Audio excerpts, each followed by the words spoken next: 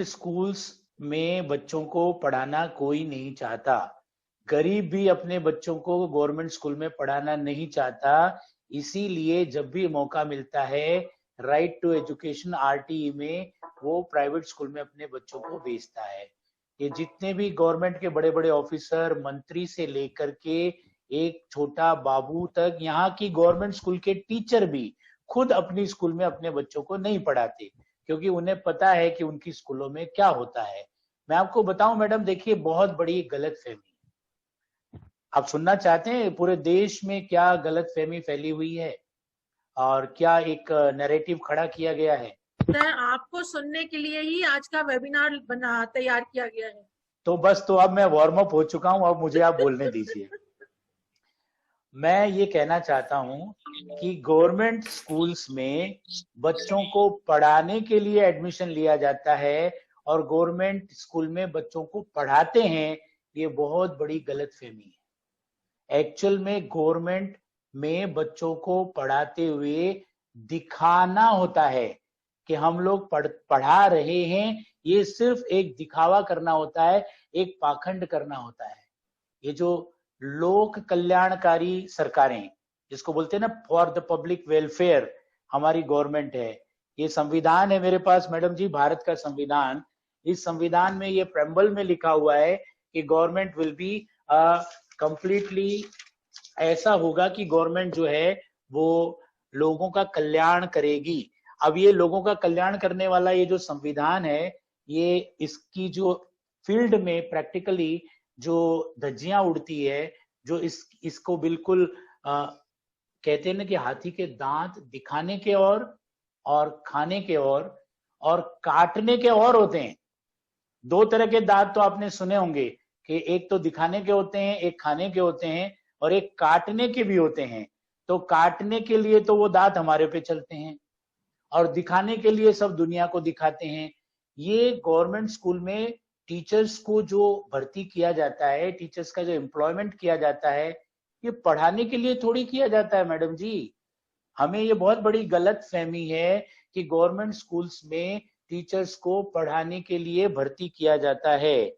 आपको पता है कि टीचर्स के लिए पढ़ाना तो एक बाई प्रोडक्ट है, साइड जॉब है, फ्री टाइम पास है पढ़ाना। तो एक्चुअली वो करते क्या है मैडम, गवर्नमेंट स्कूल के टीचर मिड डे मील के बंटवारा करते हैं, उनको बांटते हैं, साइकिल, स्कूटी, लैपटॉप, कोई बैग, कोई जूते, कोई मोजे, ये आए उसका हिसाब रखते हैं, उनको बांटते हैं।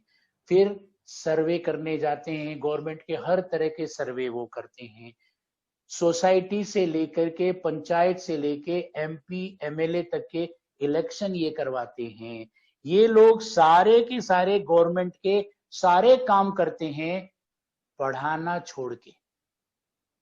सिर्फ पढ़ाई नहीं, लेकिन वो भी इनके ऊपर ऑर्डर्स है ना, मजबूरी है, अपनी मर्जी से तो बाहर नहीं निकल रहे। नहीं तो मैं टीचर्स को कहां दोष दे रहा हूं? टीचर्स तो उस जिस सिस्टम में आप हो, उस सिस्टम में आपको करना पड़ेगा। भाई आपको नौकरी करनी है क्या? आपको भर्ती होना है क्या? अगर आपको भर्ती होना है, नौकरी करना है और मलाई वाली जगह पर आपको रहना है, अपनी जहां पे आपको आरामदायक पोस्टिंग चाहिए, तो भाई मेरे पास आपको आना पड़ेगा। मेरे पास मतलब सिस्टम के पास जाना पड़ेगा। मैं नाम नहीं लूंगा, मंत्री से लेके संतरी तक ये जो सिस्टम बना हुआ है, अगर आप जैसा मैं कहूं वैसा नहीं किया तो मैं आपका ट्रांसफर कर दूंगा, भर्ती कर दूंगा कहीं और ऐसी जगह पर ले जाके छोड़ दूंगा जहां आप घर से बहुत ज्यादा दूर हैं। तो ऐसे में टीचर्स को वही काम करना होता है जो गवर्नमेंट की पॉलिसी। वो एक्चुअल में बताऊं कि ये जो गवर्नमेंट टीचर्स हैं, वो जो रूलिंग पार्टी है, जो इस समय सरकार में है, उनके लिए फ्री में पार्टी एम्प्लॉय, पार्टी के कार्यकर्ता की तरह काम करते हैं। उनका काम होता है गांव गांव में, घर घर में गवर्नमेंट की हर स्कीम का प्रचार प्रसार करना, उनको गवर्नमेंट के लिए वोट बैंक तैयार करना। देखिए गवर्नमेंट की कोई भी पॉलिसी जो बनती है ना, वो केवल 3 बातों को ध्यान में रख करके बनती है। पहली बात ये होती है कि गवर्नमेंट जो पॉलिसी बनाए, जो ब्यूरोक्रेट्स और आईएएस आरएएस जो पॉलिसी मेकर्स होते हैं, इनको कोई भी पॉलिसी जो बना के देते हैं, उसका पहला मोटिव ये होता है कि गवर्नमेंट का खजाना कैसे भरे। गवर्नमेंट का खजाना भरना चाहिए और ऊपर से लेके मंत्री से लेके अधिकारियों की और सबकी जेब भरनी चाहिए। ये एक पहला रीजन होता है कोई भी डिसीजन लेने का। और दूसरा जो डिसीजन उनका होता है कि हम ऐसा ही कोई डिसीजन लें जिससे कि हमें ज्यादा से ज्यादा वोट मिले। वोट बैंक को खुश करना उनका मोटिव होता है और अगला इलेक्शन जीतना, बस इस डिसीजन को लेकर के वो उनका ये दूसरा मोटिव होता है। और ये जो टीचर्स की भर्ती की जाती है, ये भी क्यों की जाती है कि उनको आने वाले इलेक्शन में जीतने के लिए कि आपने कितने लोगों को रोजगार दिया, एम्प्लॉयमेंट कितने लोगों को दिया, उसके जो डेटा और सरकारी रिपोर्ट्स बनानी है, उसके लिए ये टीचर्स की भर्ती करवाते हैं। बच्चों को पढ़ाने के लिए कराते हैं, ये बहुत बड़ी गलतफहमी है। पढ़ाने के लिए गवर्नमेंट स्कूलों में क्लास लगती ही कितने दिन है। मैडम एक छोटा सा एग्जांपल मैं अभी आपको देता हूं कि आप और हम प्राइवेट स्कूल्स चलाते हैं, हमने बिल्कुल क्लियर कट ये कहा है और हमेशा करते हैं। अभी ये कहा ना कि 3 महीने की छुट्टियां हो गई, 3 महीने की कहाँ हो गई, इसमें 1.5 महीना तो हर साल समर वेकेशन होता ही है, तो ये कहां से इसमें जोड़ लिया गया। मुश्किल से 1 सवा महीना या 1.5 महीना अभी तक पढ़ाई का स्कूलों में गया है, जहां पर अप्रैल से फर्स्ट सेशन, नया सेशन शुरू होता है। अप्रैल से लेके 15 मई तक 1.5 महीने का सेशन गया है। उसमें 1.5 महीने की गर्मी की छुट्टी मिला के उसको 3 महीना एक बड़ा सा एक हाइप क्रिएट कर दिया और 3 महीना बना करके कि 3 महीने के पैसे नहीं लेने। गर्मी की छुट्टी के तो हमेशा हर साल ही लेते हैं, कोई रोकता ही नहीं है, कोई बोलता ही नहीं है। तो ये एक तो सबसे बड़ी बात ये हो गई। और दूसरी बात, ये जो गवर्नमेंट स्कूल्स हैं, इन गवर्नमेंट स्कूलों में टीचर्स को पढ़ाना तो पड़ता ही नहीं है, पढ़ाने की जरूरत, उनमें कितने वर्किंग डेज होते हैं गवर्नमेंट स्कूलों में, आप देखिए उनकी कितनी तो मीटिंग्स होती है, कितनी बार उनको हेड ऑफिस में जाना पड़ता है, गवर्नमेंट ड्यूटीज में अदर देन स्कूल की पढ़ाने की ड्यूटी के अतिरिक्त होता है। मैं ये कह रहा था कि अभी जो भी पढ़ाई का इस लॉकडाउन की वजह से लॉस हुआ है, आप और हमने अगर हमको प्लानिंग करने दी जाए और हमको हमारे हाल पे छोड़ा जाए, तो पूरा का पूरा सिलेबस, जितने भी वर्किंग डेज हमको मिलेंगे, उसमें एक्स्ट्रा क्लासेस लेके, सुबह और शाम बच्चों को एक्स्ट्रा बुला के, संडेज एंड हॉलीडेज उनमें वर्किंग करके, हम लोग winter break, Diwali break, mid term break जो भी होता है उसमें करके पूरा कोर्स करा के बच्चों को पढ़ाने के लिए हम लोग तैयार होते हैं। लेकिन गवर्नमेंट स्कूल के टीचर्स क्या कहते हैं, पढ़ाई का तो टाइम गया, अब कैसे पढ़ाएंगे बच्चों को। वो पॉलिसी मेकर्स के नजदीक होते हैं और वही ये इन्फ्लुएंस करते हैं कि सिलेबस को स्लैश कर दो, सिलेबस को काट दो, क्योंकि आधा टाइम तो गया। प्रॉब्लम उनको है, आपको और हमको नहीं है। हम पेरेंट्स को बच्चों को पढ़ाना चाहते हैं। मैडम सिलेबस स्लैश करना बहुत बड़ा डेंजरस काम होने वाला है, क्योंकि आपने इस साल अगर बच्ची को नहीं पढ़ाया तो उसकी जो वर्टिकल मोबिलिटी है, अगली क्लास में बच्चे को जो पिछली क्लास का पढ़ के आना चाहिए था वो पढ़ा हुआ नहीं है, तो उसको तो जंप करना पड़ेगा। जब उसका एक आप सीढ़ी दर सीढ़ी जब चलते हो, मैंने 9th में जो पढ़ा है उसका नेक्स्ट मुझे 10th में पढ़ना है। अब मैंने 9th में सिलेबस कटवा दिया, वो पढ़ा नहीं, तो 10th में मुझे क्या आएगा, मैं कॉम्पिटिटिव एग्जाम्स कैसे पास करूंगा, मुझे आगे कैसे जाना होगा। लेकिन गवर्नमेंट को इन सब चीजों से कोई मतलब नहीं है, उनको इस चीज की कोई चिंता ही नहीं है। पढ़ाना उनकी प्रायोरिटी में कभी था, न कभी है, न कभी रहेगा। और अगर इस देश का हम सबको मिलके भला करना है, तो सबसे पहला काम हमें ये करना होगा कि गवर्नमेंट स्कूलों को बंद करना होगा। मैं ये साफ कहता हूं कि गवर्नमेंट अभी क्या कर रही है कि गवर्नमेंट स्कूलों को और उनके टीचर्स को फंडिंग कर रही है। गवर्नमेंट स्कूलों को और टीचर्स को फंड करना बंद करे, वो फंड करे डायरेक्टली स्टूडेंट को और उनके पेरेंट्स को। पढ़ने के लिए उनको DBT, direct benefit transfer voucher दे, और उस वाउचर को लेकर के let the student be given the choice of school. मुझे जिस स्कूल में जाना है उस स्कूल में पढ़ने की मुझे फ्रीडम होनी चाहिए। आप राइट टू एजुकेशन की तो बात करते हो, लेकिन where is the freedom of education and freedom of my choice. जिस जगह मुझे आप, गरीब हूं मैं, इसलिए मुझे आप राशन की दुकान का गेहूं खाने पे मजबूर करोगे, जहां पे कीड़े लगे हुए सड़ा हुआ अनाज मिलता है, मुझे वो खाना पड़ता है। Same is the situation with the government school. मेरे नजदीक गवर्नमेंट स्कूल है, मैं गरीब हूं, मुझे उस स्कूल में पढ़ाना मेरे बच्चों को मजबूरी है। यही तो सबसे बड़ी पीड़ा है। और अगर और फिर उसके बाद गवर्नमेंट खर्चा कितना करती है पर स्टूडेंट। अगर वास्तव में देखो मैडम, अगर इसका, मैं कहता हूं कि गवर्नमेंट का पर चाइल्ड जो एक्सपेंडिचर है उसका 50% भी आप प्राइवेट स्कूलों को दे दीजिए वाउचर के रूप में, हम उनको बहुत अच्छी क्वालिटी का एजुकेशन देंगे। आप हमारे पे विश्वास नहीं करते ना, तो आप हमारे बच्चों को जिनको हम पढ़ाते हैं उनकी आप एग्जाम ले लीजिए, थर्ड पार्टी एग्जाम्स करवाइए। आज क्या हो रहा है कि गवर्नमेंट स्कूल वाले पढ़ा भी रहे हैं और एग्जाम भी ले रहे हैं खुद ही। तो भाई अब मैं इसमें तो ये कहूंगा कि गवर्नमेंट स्कूलों के लिए मेरे मन में एक बात आती है कि ये लश्कर भी तुम्हारा है, सरदार भी तुम्हारा है, तुम झूठ को सच भी छाप दो तो आखिर अखबार तुम्हारा है। तो मैडम जी, ये हालत ये है कि कानून की किताब भी मेरी, ये जो आपका बना है ना, मैं लेके बैठा हूं सब, न्यू एजुकेशन पॉलिसी, ये इतना बड़ा जो अभी आने वाला है, ये कानून की किताब किसने बनाई है? उन्हीं लोगों ने जो आज तक इस एजुकेशन सिस्टम को बर्बाद करने के जिम्मेदार हैं। जिन्होंने इसको स्पॉइल किया ना, वही लोग इस पॉलिसी को बना रहे हैं। तो मैडम जी, कानून भी तुम्हारा, जज भी तुम्हारा, वकील भी तुम्हारा, अदालत भी तुम्हारी, तो फिर फैसला मेरे हक में, आपके हक में कहां से आना है जी मैडम जी। ये आशा करना छोड़ दीजिए कि ये कोई भी फैसला आपके हक में आएगा, क्योंकि कानून की किताब से लेकर के जज, वकील, अदालत सब एक तरफ है। इसके लिए अगर जैसे और चीजों में प्राइवेटाइजेशन किया, जैसे और फील्ड में आपने फॉर प्रॉफिट खोला, चाहे वो टेलीकम्युनिकेशन हो, टेलीविजन इंडस्ट्री हो, मैडम जी, जब सिर्फ दूरदर्शन था तब मुझे उसमें वही ट्यून सुननी पड़ती थी, अकेला दूरदर्शन राज करता था। मुझे अगर फिल्म देखनी है तो मुझे संडे का इंतजार करना होता था और वो अपनी मर्जी की फिल्म दिखाते थे।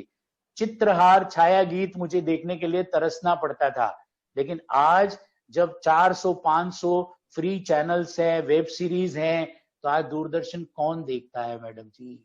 उसी तरह से जब सिर्फ बीएसएनएल था, एमटीएनएल या बीएसएनएल, जब गवर्नमेंट का टेलीफोन था, तब क्या स्थिति थी, और आज जब मोबाइल आ गए, टेक्नोलॉजी नहीं आ गई, तब क्या स्थिति हो गई।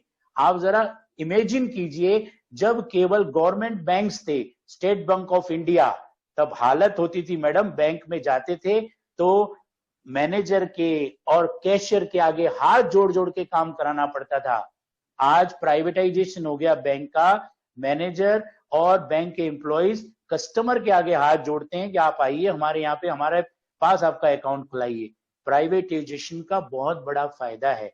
जब तक आप एजुकेशन को फॉर प्रॉफिट नहीं करेंगे, इसका समाधान होने वाला नहीं है। चाहे कितनी भी लड़ाई लड़ लीजिए, मुझे बोलने दीजिए मैडम, बहुत भरा बैठा हूं मैं, और भरा बैठा हूं, मुझे आप बोलने दीजिए। देखिए, ये जब तक आप इसको फॉर प्रॉफिट डिक्लेयर नहीं करोगे, इसमें कोई सुधार आने वाला नहीं है। आपको और हमको कल्प्रिट क्यों बनाया जाता है? हमको कल्प्रिट इसलिए बनाया जाता है कि गवर्नमेंट के कागजों में, कानून में, अदालत के आदेशों में, और इनके जो भी रिकॉग्निशन के रूल्स रेगुलेशन है, सीबीएसई का अफिलिएशन बायलॉज है, उसमें यह दिया हुआ है कि you will run a school for not for profit, as a charity. आपको सोसाइटी या ट्रस्ट में से ही होकर के आना पड़ेगा। आपने मुझे सोसाइटी या ट्रस्ट में आकर के नॉन प्रॉफिट बना रखा है, और उसके बाद गवर्नमेंट मेरे से मैं अगर कोई लैंड यूज चेंज कराता हूं, लैंड अपने स्कूल के लिए बनवाता हूं, तो मेरे से कन्वर्जन चार्जेस लेती है government, commercial. Electricity, water, telephone, road tax, everything is charge from me on commercial basis. तो जब आप गवर्नमेंट मेरे से हर चीज का कमर्शियल ले रही है तो मुझे फ्रीडम क्यों नहीं दे रही है? आज हमको आपको इन्होंने बांध रखा है कि आपको आना पड़ेगा तो चैरिटी में ही, आप अगर चैरिटी में आओगे तो ही आप स्कूल चला सकते हो। और मुझे आप ये बताइए कि चैरिटी में भी आना है और आपको जैसा हम कहें वैसा करना है। आपने अभी शुरू में, वेबिनार के शुरू में कहा था कि आपके पास फंड्स पड़े होंगे। फंड्स किसके हैं? वो ट्रस्ट के हैं, सोसाइटी के हैं। और ट्रस्ट और सोसाइटी के फंड मेरे पे दबाव डाल के आप वसूल करवाओगे और कहोगे कि अब खर्च करना है और तब खर्च करना है। मैं कहां से, किससे डोनेशन लेकर के आया हूं, किससे मांग मांग करके लाया हूं, तब वो मैंने बिल्डिंग खड़ी की है। मैंने लोन लिया है बैंक से, लोन लेकर के मैंने बिल्डिंग खड़ी की है। और आज मैं पर्सनली बताता हूं, आपने जितने साल लगाए होंगे उसी तरह से मैंने madam 37 years of my life, मेरे पूरे, मैं जब एडोलेसेंट था, मैं बिल्कुल जब समझता नहीं था, मैं 25 साल का था तब से मैंने स्कूल शुरू की थी और आज मैं सीनियर सिटीजन हो चुका हूं। I have completely dedicated whole of my life for the education purpose. और आज जब लोग हम सबको चोर की नजर से देखते हैं, लुटेरे की नजर से देखते हैं, तो बहुत पीड़ा होती है कि क्या हमने अपनी लाइफ इसी चीज के लिए सेक्रीफाइस की थी। प्रॉब्लम इसका ये है कि हमें चैरिटी क्लॉज में बांधा गया है। हमें ये कहा गया है कि आप चैरिटी करोगे, और चैरिटी कोई जबरदस्ती कैसे कर सकता है? सबको पता है, ऊपर से लेके नीचे तक, एवरीबडी नोज कि schools are making profit.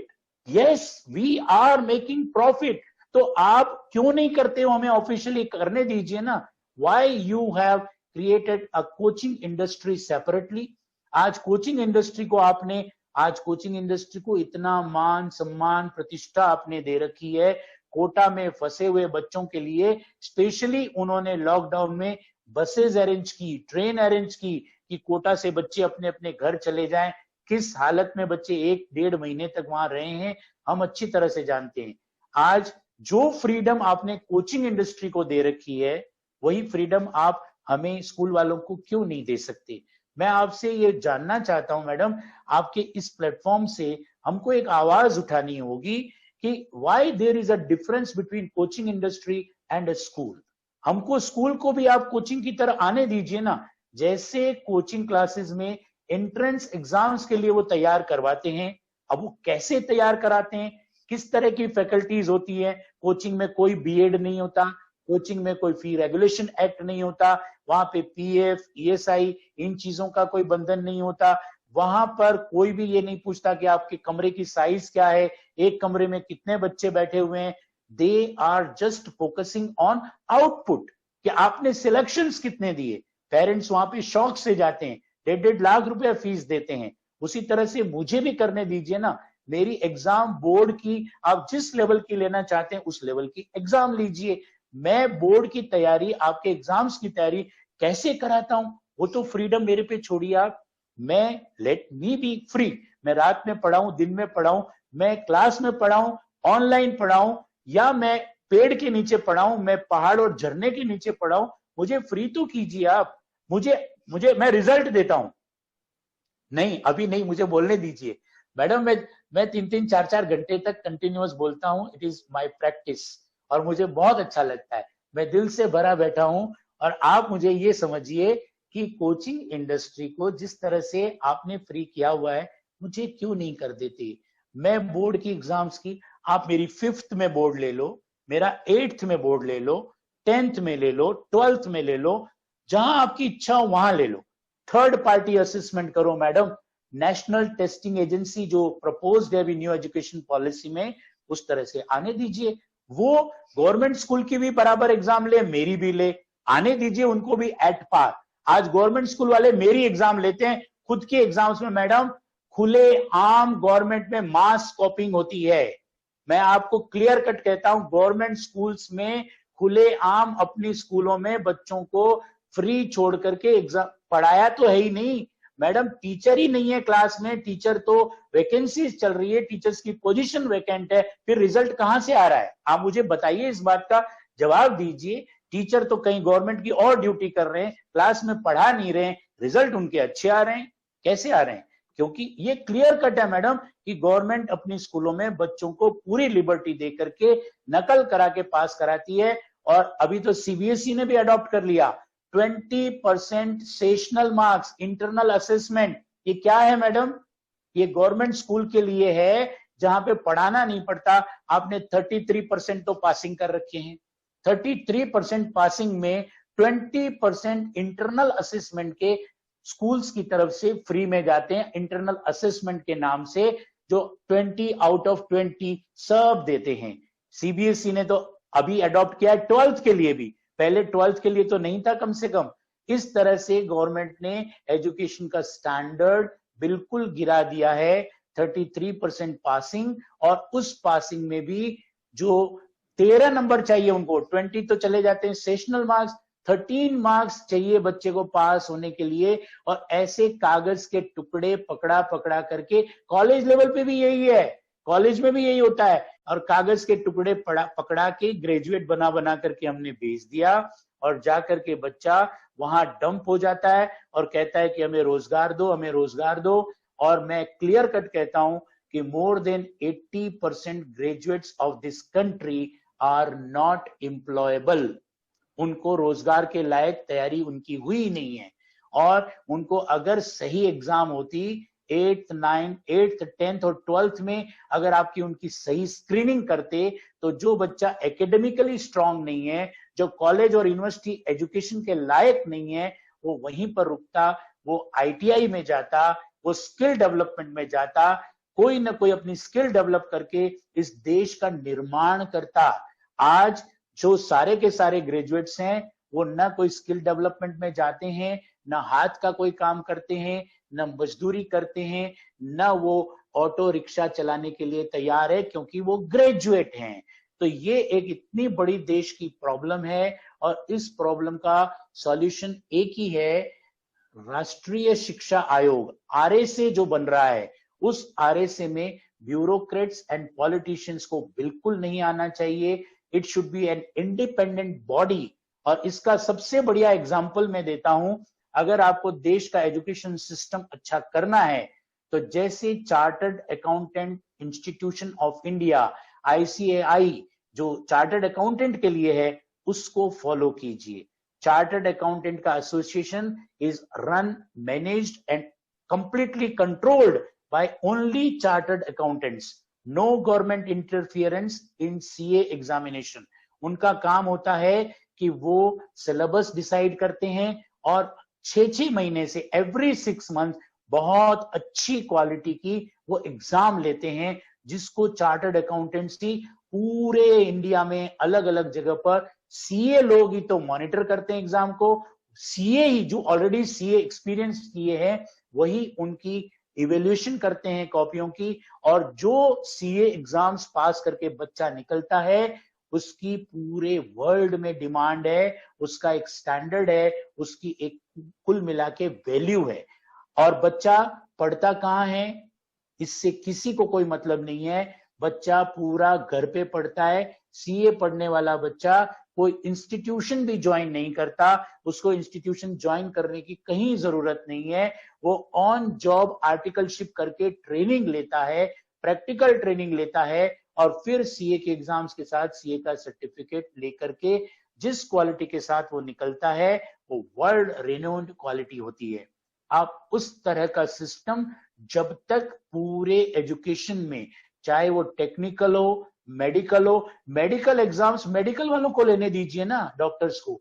और आप आईआईटीज जो आपने बना रखी है, उसमें उनको मैनेज करने दीजिए ना, जो उस आईआईटी से निकले हुए इंजीनियर्स हैं ऑन जॉब। ये ब्यूरोक्रेट्स और आईएएस आरएएस सबको, इनको आपने क्यों हर तरह के पावर्स दे रखे हैं? अगर आपको देश का एजुकेशन सिस्टम सुधारना है, तो आरएसए में आपको आने वाले समय में लेना होगा एजुकेशनिस्ट, एड्यूप्रेनर्स, एक प्रॉपर रिप्रेजेंटेशन देना होगा, और चार्टर्ड अकाउंटेंट्स की तरह से एग्जाम्स को देश में करना होगा। सीए की एग्जाम्स के लिए मैडम, आपकी जानकारी के लिए बताऊं, 4 साल की सीए की डिग्री एक बच्चा सिर्फ 65,000 रुपीज के खर्च में ले लेता है। 65,000 only and a professional degree, और वो भी उसका खर्च लगता नहीं है, क्योंकि जब वो आर्टिकलशिप करता है तो उसको वो स्टाइपेंड के रूप में वापस मिल जाता है। कंप्लीटली फ्री में एक सीए की प्रोफेशनल डिग्री लेता है। वो मॉडल गवर्नमेंट के सामने है, उसको क्यों नहीं फॉलो करते? क्योंकि वो फॉलो करना ही नहीं चाहते। उनको तो बंदर बाट करनी है, ऊपर से लेके नीचे तक लड्डू फोड़ के सबको उसका हिस्सा खाना है। अब इसका कोई अंत नहीं। सर 2 सवाल आ रहे हैं मेरे पास। पहला क्वेश्चन है, with the commencement of the new session, what preparations will have to be done in the school according to the norms of COVID-19?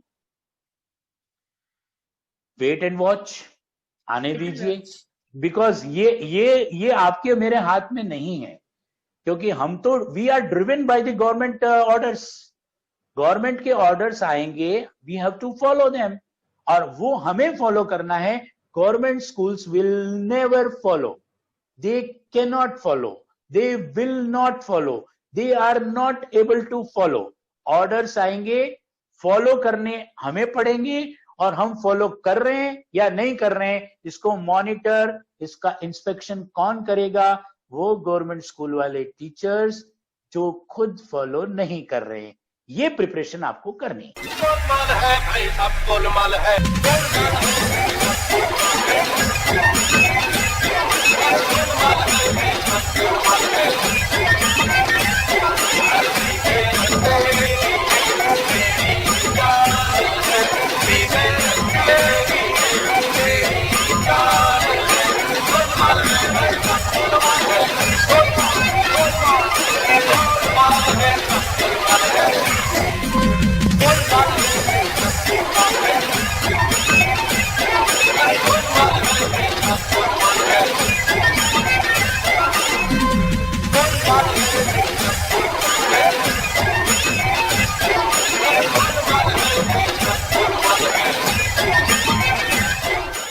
Video को लाइक करें, हमारे चैनल को सब्सक्राइब कर बेल आइकन जरूर प्रेस करें हमारी new video सबसे पहले देखने के लिए।